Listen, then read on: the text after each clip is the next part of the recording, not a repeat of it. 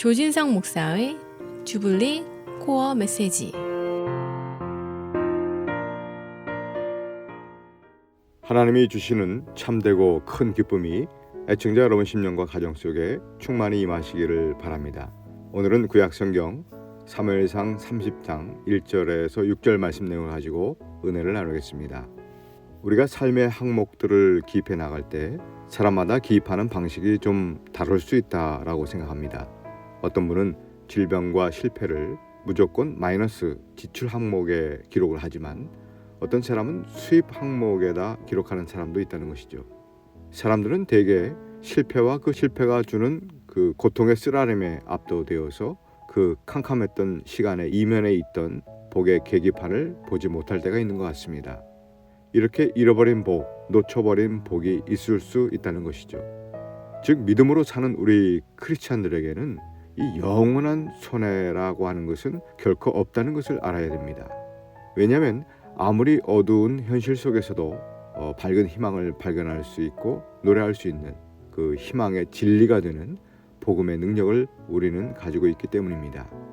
희망의 진리요 근거가 되는 그 복음이 있기 때문에 아무리 우리 인생 가운데 어둠과 실패가 반복될지라도 우리는 다시 시작할 수가 있는 것입니다.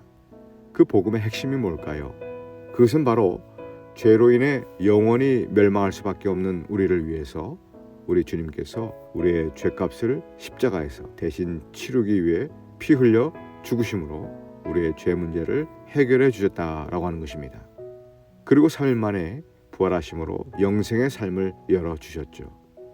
여기서 핵심은 이 죄 문제를 해결해 주셨다라고 하는 그 죄사함의 능력이 바로 우리를 깨끗하게 하는 능력이요 우리로 하여금 다시 시작하게 하는 능력이 된다는 것입니다. 그래서 우리는 이렇게 마치 인생의 지우개 같은 죄사함의 은혜를 받기 위해서는 하나님께 나와 그동안 지은 잘못을 철저히 깨닫고 회개하며 하나님께로 돌아오는 것이 필요하다는 것입니다.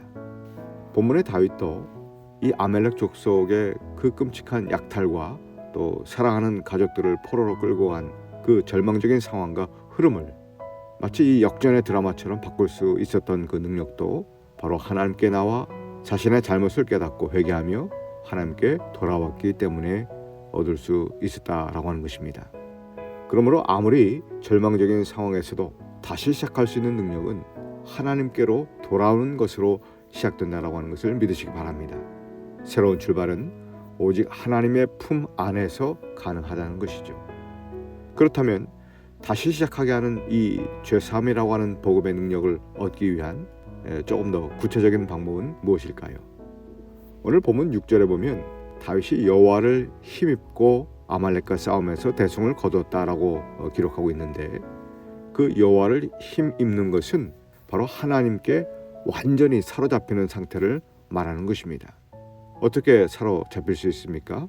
바로 두 손 모아 기도하는 것입니다. 간절한 마음으로 기도하면 하나님의 그 품 안에서 하나님의 얼굴과 마주하며 놀라운 능력을 얻게 되어지는데 그것이 이 복음을 통해서 우리에게 주시는 다시 시작하게 하는 능력, 즉 죄사함의 능력이 된다는 것이죠.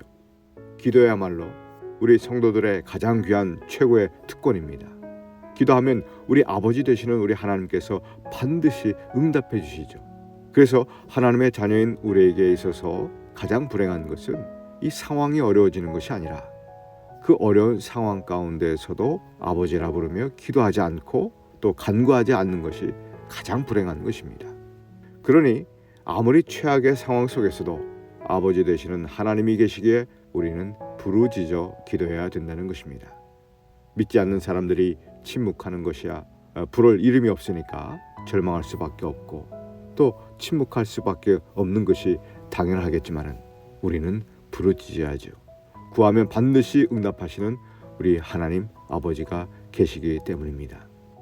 그리고 이렇게 실패와 실수에도 불구하고 다시 시작하는 그 힘과 능력을 기도로 얻게 됨과 동시에 우리의 반응이 참 중요합니다. 즉, 이 순종의 발걸음을 내디뎌야 된다는 것이죠. 다윗도 기도하고 여호와를 힘입어 이 병사들과 함께 아말렉 족속을 향하여 달려가는 행동하는 믿음, 이 순종하는 믿음을 보여주었습니다. 그야말로 다시 시작하는 실제적인 행동이 뒤따라야 된다는 것이죠. 신앙이 능력이 되는 길은 복잡하게 접근하는 것이 아니라 단순해질 때 나타나는 것입니다. 기도했으면 기도한 대로 순종하고 행동하는 것이죠. 누가복음 17장에 보면 주님께서 10명의 문둥병자들의 병을 다 고친 다음에 제사장에게 가서 몸을 보여주라고 말씀하지 않았습니다. 문둥병이 낫기도 전에 제사장에 가서 보이라고 하셨죠. 예수님은 그들의 믿음에 더해 순종하는 행동이 있는가를 보시려 했다는 것입니다. 믿음에 근거한 너의 발걸음을 좀 보고 싶으시다는 것이죠. 요단강이 갈라지니까 언약궤를 맨 제사장들이 요단강을 걷는 것이 아니라 그 넘실대는 요단에 발을 담그니까 요단이 갈라진 것입니다. 환경의 변화가 없더라도 이 믿음의 발걸음, 순종의 발걸음, 그 행동하는 발걸음을 내디딜 때 요단으로 상징되는 인생의 장애가 거침없이 갈라지게 될 줄로 믿습니다.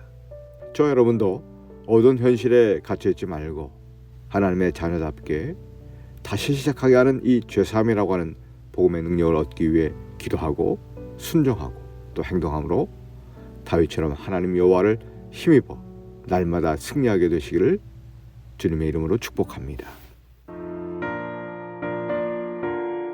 지금까지 시카고 주블리 교회를 섬기시는 조진성 목사의 주블리 코어 메시지였습니다.